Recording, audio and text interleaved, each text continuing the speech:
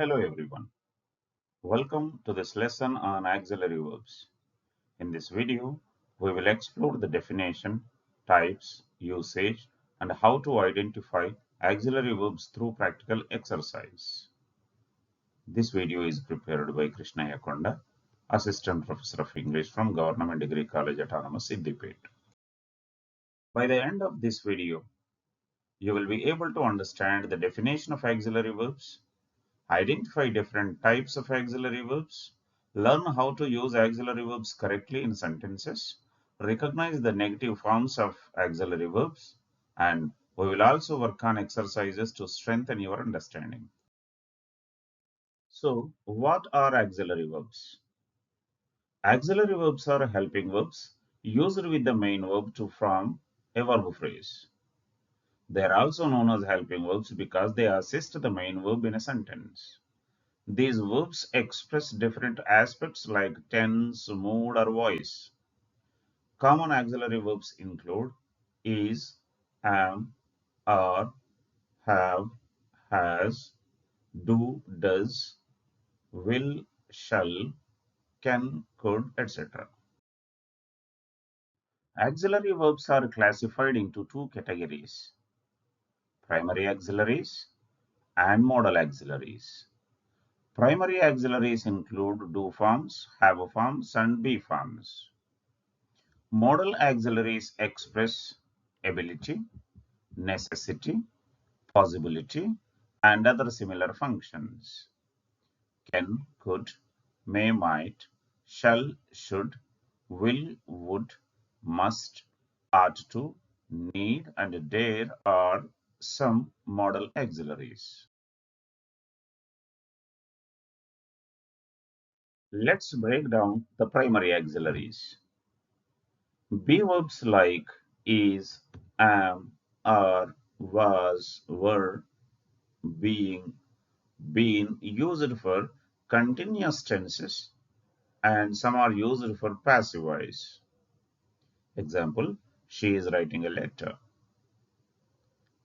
Have verbs like has, have, and had are used for perfect tenses. Example, they have finished the work. Do verbs like do, does, did are useful for making questions or negative statements. For example, do you like coffee? Primary auxiliaries can function either as main verbs or as helping verbs, depending on the context in which they are used. For example, we have a test tomorrow. In this sentence, have is used as a main verb. But whereas we have studied for the test in the second sentence, have is used as a helping verb and study is here the main verb. Modal auxiliaries will never act as main verbs. They always function as helping verbs. They do not change their form. They are used as helping verbs to express a wide range of ideas related to the action or the main verb. Modal auxiliaries express a range of meanings. They can express ability, possibility, permission, obligation, surprise, advice, warning, or necessity. For example, can shows ability. I can solve the problem. May is used for permission. May I solve the problem? Must is used for obligation. You must submit the form. Might is used for possibility. It might solve the problem. And surprise can be presented through this statement, you couldn't have solved it. Need is used for necessity. I need to solve the problem. And you should solve the problem gives us an advice. In such a manner, each modal auxiliary carries a specific function in a sentence. Auxiliary verbs have several important uses. They help in forming different tenses, like she is reading a book, making questions, do you understand? Expressing possibilities or modalities, like he might come tomorrow, and creating negative sentences, like They have not arrived yet. Let's explore these examples more closely. To create a negative form, we simply add not after the auxiliary verb. For example, I am not going, or she doesn't like tea, or you must not smoke here. This structure is used to negate statements. Now let's practice. Can you identify the auxiliary verbs in these sentences? Pause the video if needed and check your answers as we go through each one.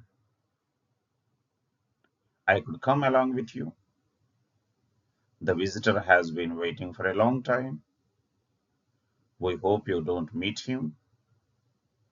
I'm going to the railway station and you must work hard every day.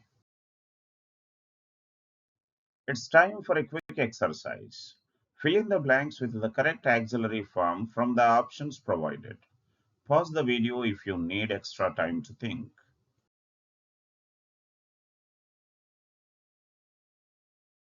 To summarize, auxiliary verbs assist the main verb in expressing different grammatical functions. Remember the difference between primary and modal auxiliaries and their uses in forming questions, negatives, and different tenses. Practice is key to mastering auxiliary verbs. Try using them in your everyday conversations and complete additional exercises to reinforce your learning. Thank you for watching. Don't forget to subscribe for more lessons and leave any questions you have in the comments. See you next time.